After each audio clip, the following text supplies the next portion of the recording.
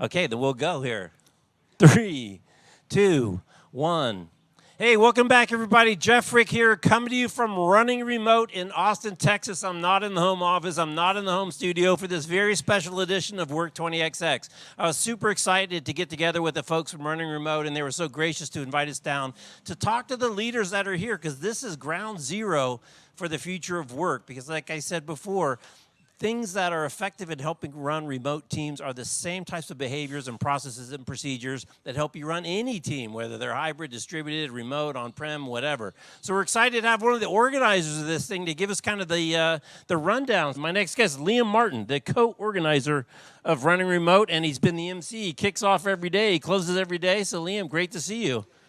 Great for being here. I am very tired, but that's actually the best time to be able to do a podcast like this, because usually I get very honest. Yeah. Well, exactly. So one of the podcast tricks I'll teach you is all the good stuff, as you said, usually comes at minute 35 to 50, right? Because people are tired. Exactly. They've used up all their canned stuff. The PR people have gone home, and that's when you get to the good stuff. Yeah. But you've been working hard, so we don't have to go for 50 minutes to get to the good stuff. Appreciate it. For folks that aren't familiar with Running Remote, give us a little bit of the history. How did it get started? How long has it been around? What's kind of the story? So Time Doctor, which is the SaaS business that we run, we had a problem in 2018. We had about 100 people, and we were trying to figure out how to get to 500 people, how to get to 1,000 people, how to get to 5,000 people. Customers or employees? Employees. Okay.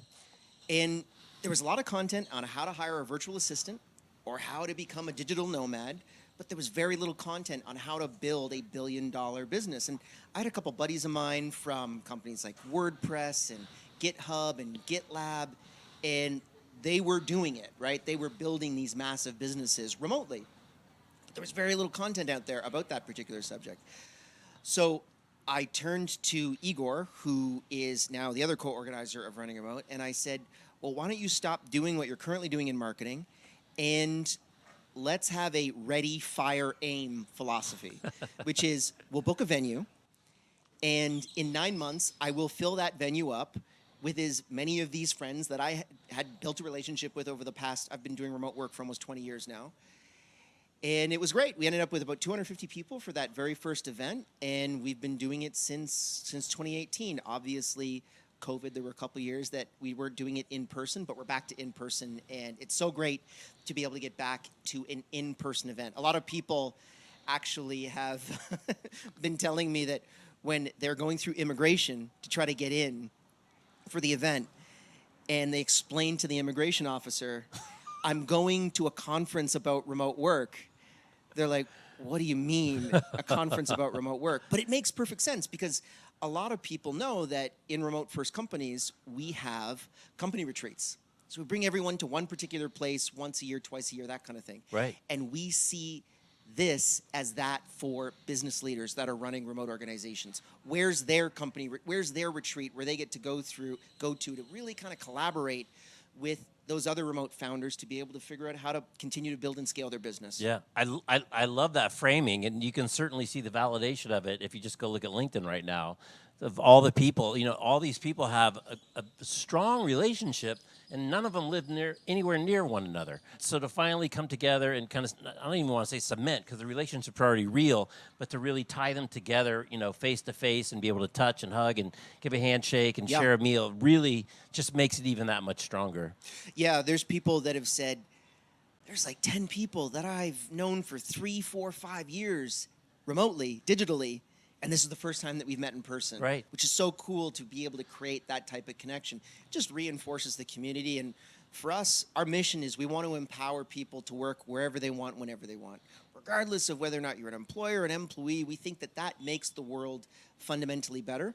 And a big part of that is actually just reinforcing these connections.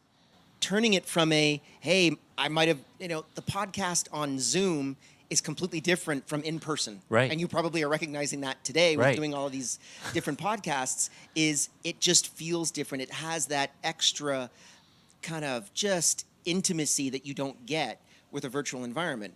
Virtual is way cheaper, more productive, more effective, but it lacks that intimacy. Right. And that's what we're trying to provide here. And it's interesting, right? Like Chase from Doist talks about, they spend they spend as much money. They just don't spend it on real estate. They spend it on the event. So it's just a different prioritization of the spend, but it's really about connecting. I wonder if you could share how COVID kind of changed your guys' directory, because that was a little bit fortuitous starting in 2018. Well, so in January of 2020, I really started to see COVID as something that we should be looking out for, because our event was going to run end of April, like it does every single year. And where? In Austin, Texas, in okay. 2020. Okay. It's full circle. Okay. So we had, and for anybody that doesn't know, when you run an event like this, you got to pay the fantastic AV guys that are behind us. You've got to pay for the food, for the caterer, for the food trucks, for the tents, for the LED walls, and all of this stuff is money up front. Right. You got to right. put 50, 60, 70% down to book out all of that stuff. And so you pay all of those amounts of money up front, and then hopefully you get sponsors and attendees to be able to come to the conference. So it was exactly the wrong time. I remember I wanted to basically say, like, we got to stop. We've got to cancel running remote around early February. And this is before, I think, Trump kind of shut down the economy. No, I can tell you exactly when it was. It was Friday, March 13th, when Sarah Cody said no more events of larger than 50 people. Right. And that was a Friday. That was terrifying for us. And I just said, we have to get out in front of this. We are a remote company. This is our opportunity to be able to be a leader. Right. And the issue, which I can discuss now because I think all of those NDAs are kind of dead, is there were a whole bunch of the hotel chain that we were working with, the venue that we were working with, they were all saying, well, no, you've signed these contracts, and there has to be a force majeure. There's a force majeure clause. Right. But, the U.S. hasn't declared a state of emergency. The state of Texas hasn't declared a state of emergency. And the city of Austin hasn't declared an emergency. And until all those three things happen, none of that money is going back to you under any circumstances whatsoever. So we were in a really tough spot. And then, thankfully, South by took a leadership direction on this and canceled everything. And I said, I don't care if we get sued. We've got the video queued up. Let's just go. And nothing happened. We didn't get sued.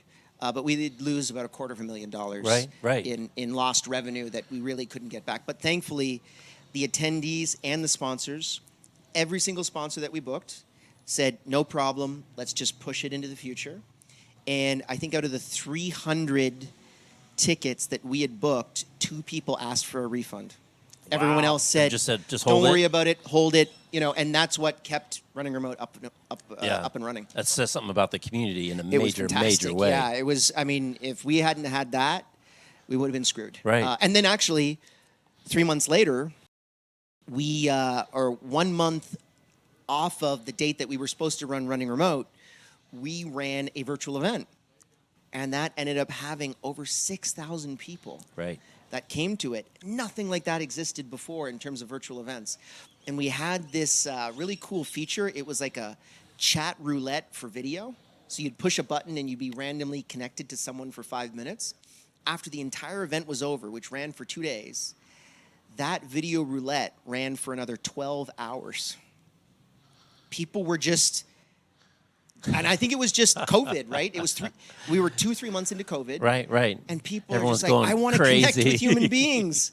Where are these human beings? And, we just said, okay, we'll keep it running until it actually shuts down. And it was amazing. Yeah. And then a year later, everyone was tired of virtual events and everything kind of changed. But there was kind of a cool lightning in a bottle moment for us. Well, and too, it's like Melinda just said, in all the negative, there's a gift in there somewhere.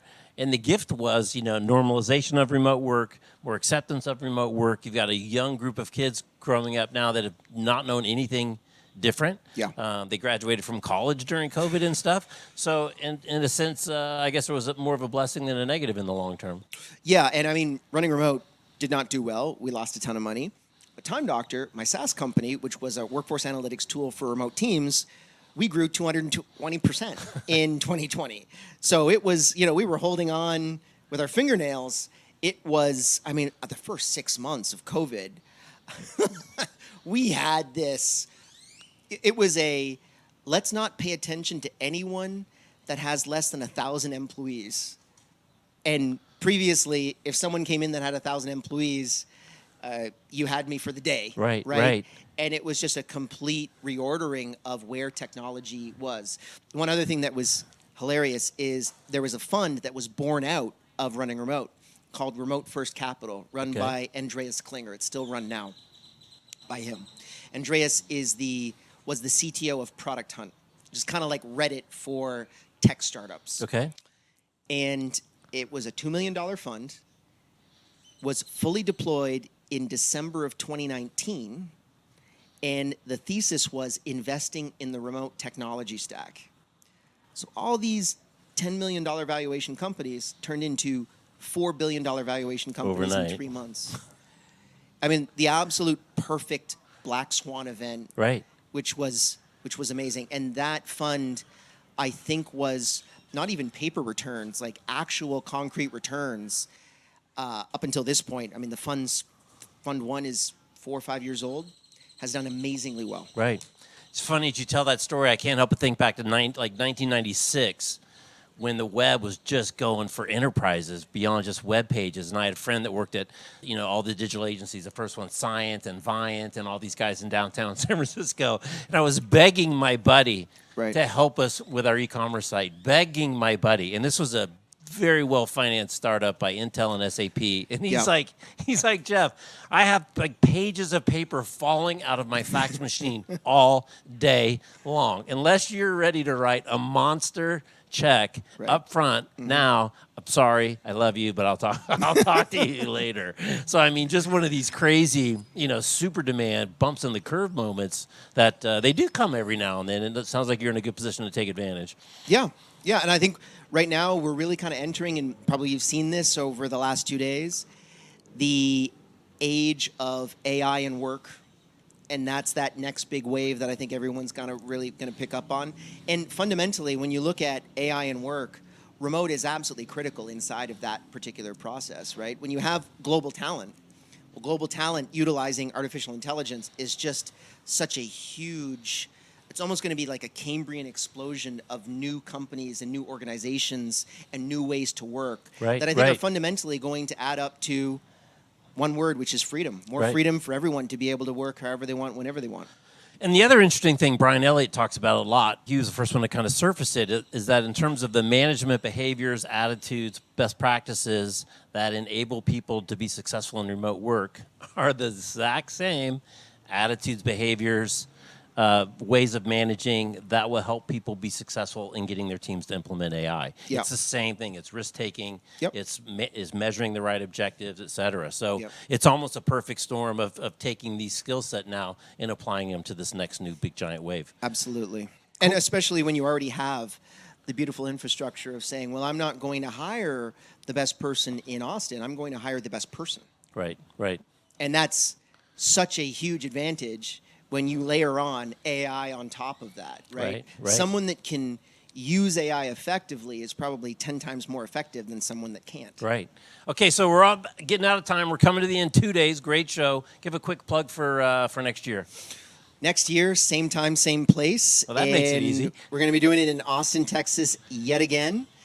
There's probably going to be a really good deal specifically that we can set up for this podcast so that everyone can get access to it, and then hopefully see you come back next year. Awesome. You're doing a fantastic job. Awesome, thank you. It'd be great to be able to get some people coming back from your audience to be able to say, like, yeah, this is the kind of stuff that if you're thinking about running a remote team or a hybrid team or even just a distributed team, this is absolutely the place to learn it.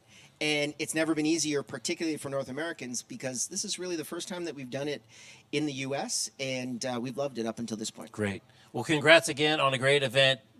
Working with the team has been fantastic. Everyone has been super, super gracious and easy to work with, so really appreciate it. And congrats. I know it's a lot of work to put one of these things on. Yeah, thanks a lot. And hopefully we see you next year. Absolutely. All right. He's Liam. I'm Jeff. You're watching Work 20XX. We're coming to you from Austin at Running Remote. Thanks for watching. Thanks for listening. See you next time. Take care.